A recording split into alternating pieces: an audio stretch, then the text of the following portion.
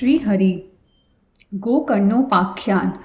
दृष्टांत के बिना सिद्धांत बुद्धि में स्थिर नहीं होता है, इसलिए एक दृष्टांत देते हैं। तुंगभद्रा नदी के किनारे आत्मदेव नाम का एक ब्राह्मण रहता था। घर में संपत्ति बहुत थी, किंतु संतान ना होने से दुखी था।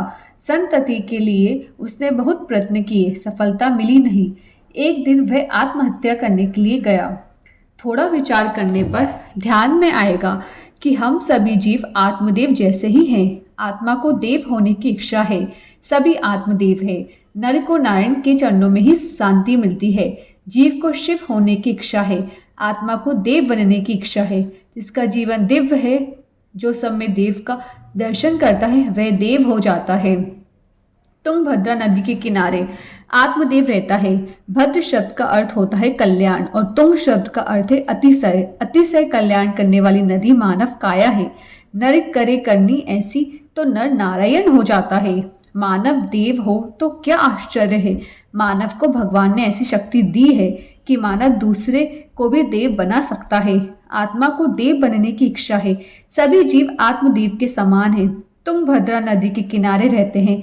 तुंगभद्रा मानव काया ही है। आत्मदेव की पत्नी का नाम बताया है धुंधुली। जीव जो है वह धुंधुली का पति है। महर्षि व्यास ने जो वर्णन किया है वह सभी वर्णन अपनी बुद्धि पर घटता है। धुंधुली कैसी है? लोक वार्ता रता क्रूरा प्रायशो बहुजल्पिका। बुद्धि संसार का विचार करती है, संसार जिसने बनाया है उसका विचार नहीं करती। जगत का विचार करने से क्या लाभ? जगत में जो कुछ है सब अच्छा है, जगत में कुछ खराब नहीं है और श्री कृष्ण के बिना कुछ भी अच्छा नहीं है। बुद्धि अपने स्वरूप का विचार नहीं करती है। मैं कौन हूँ, मैं कैसा हूँ, मैं कहाँ से आया हूँ, मुझे कहाँ जाना है। मानव जगत को देखता है, मानव अपने स्वरूप को देखता नहीं है। जगत कैसा है उसका विचार वह करता है, उससे क्या लाभ है? सभी की बुद्धि धुंधुली जैसी है। संसार की बातें सुनने में मजा आता है। लोक वार्ता रता क्रूरा। जो काम सुख का चिंतन करता है वह क्रूर हो जाता है। काम सुख का चिंतन करने से हृदय कठिन हो जाता है। काम सुख का संकल्प करके जीव अपने को बांध देता है। सभी की बुद्धि प्राय ऐसी होती है। काम सुख का जो चिंतन करता है वह कपटी होता है, हृदय क्रूर बन जाता है। भगवान की सेवा पूजा में, भगवान के नाम कीर्तन में आंख में आंसू क्यों नहीं आते? हृदय क्यों पिघलता नहीं है? हृदय पत्थर के जैसा कठिन है। काम सुख का चिंतन करने से हृदय क्रूर हो जाता है। लोक वार्ता रत क्रूरा प्रायशु बहुजल्पिका। मानव की बुद्धि धुंधली के जैसी है। सभी जीव धुंधली के पति है। जीव का संबंध बुद्धि धुंधली के साथ हुआ है। सत्संग करे तो विवेक रूपी सत्पुत्र का जन्म हो। उसने सत्संग नहीं किया है। बिनु सत्संग विवेक न होई, राम कृपा बिनु सुलभ न सोई। विवेक ही सत्पुत्र है। ये विवेक रूपी सत्पुत्र जीवात्मा को भगवान के चरणों में ले जाता है। पुत्र शब्द का अर्थ होता है पुम नाम नरकात त्रायते सा पुत्रहा। जो भगवान के चरणों में ले जाता है, जो दुर्गति से बचाता है, वह विवेक ही सत्पुत्र है। विवेक रूपी सत्पुत्र सत्संग करने से मिलता है, संपत्ति से नहीं। आपने संपत्ति का बहुत उपयोग किया और सत्संग नहीं किया तो व्यर्थ है। जिसको विवेक नहीं है वह संसार नदी में डूबकर मर जाता है। आत्महत्या करने के लिए वह गया है। भगवान की थोड़ी कृपा हुई है। एक सन का दर्शन हुआ है। सन का ऐसा नियम था कि 5 गृहस्थों के घर से मधुकरी मांगते, मधुकरी में जो कुछ मिले उसे गंगा जी में डुबाते, शुद्ध करते थे, शौच छोड़ करके भिक्षा खाते थे। आत्मदेव वहां आत्महत्या करने आया। संत ने देखा ये कोई दुखी है। संत ने कहा ये प्रसाद लो, मध्य काल हुआ है, पहले प्रसाद लो, फिर तुम्हारे सुख दुख की बातें मैं सुनूंगा।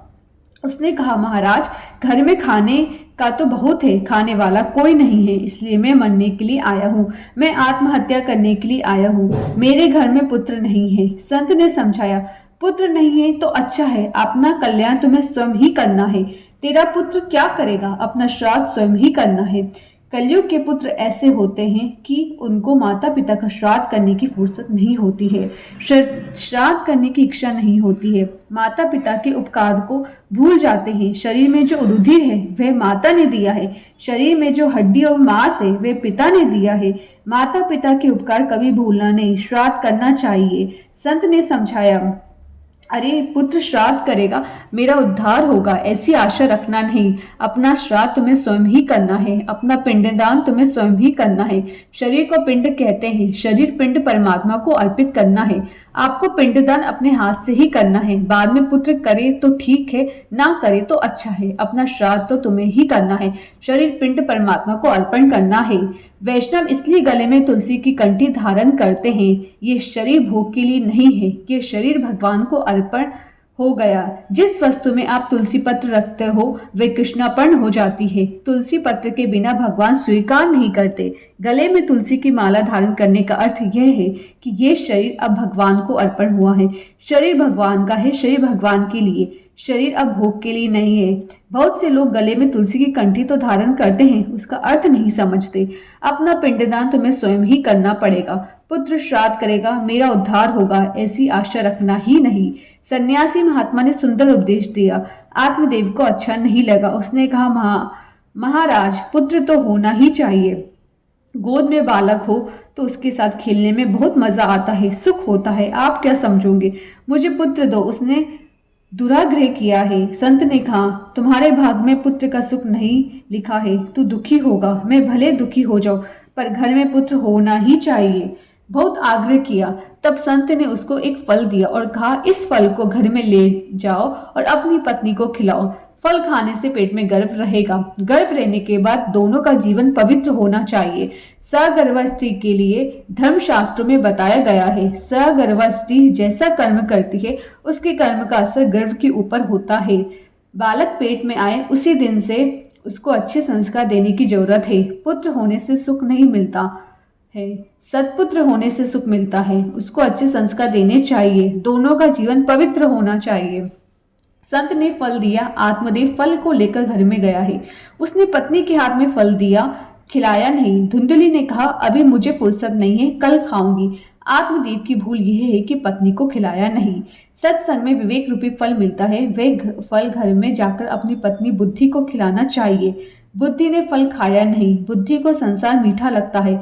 उसने अपनी छोटी बहन के साथ बातें की है। मुझे फल खाने को कहते हैं, फल खाने से गर्व रहेगा, पुत्र होगा। मुझे फल खाने की इच्छा नहीं है, मैं वंध्या हूँ, यही अच्छा है। फल खाने से गर्व रहेगा, घर का काम होगा नहीं, मैं दुर्बल हो जाऊंगी। पुत्र की माँ को कहाँ शांति है, मेरे यहाँ पुत्र नहीं है, यही अच्छा है। संसार व्यवहार की बातें की है, संसार का सुख परिणाम में दुख देता है।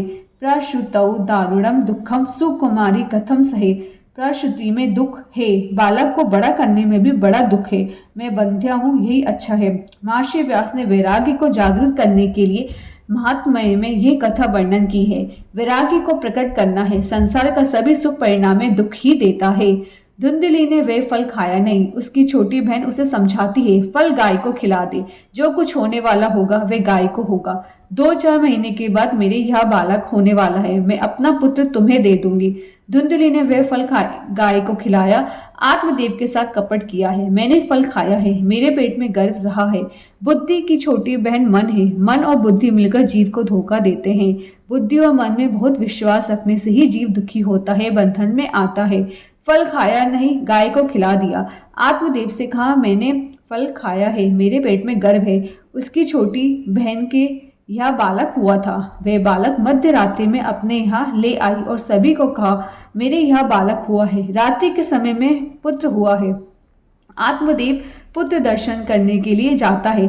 उसको थोड़ी शंका होती है, रात्रि में इस बालक का जन्म हुआ है, ऐसा नहीं है।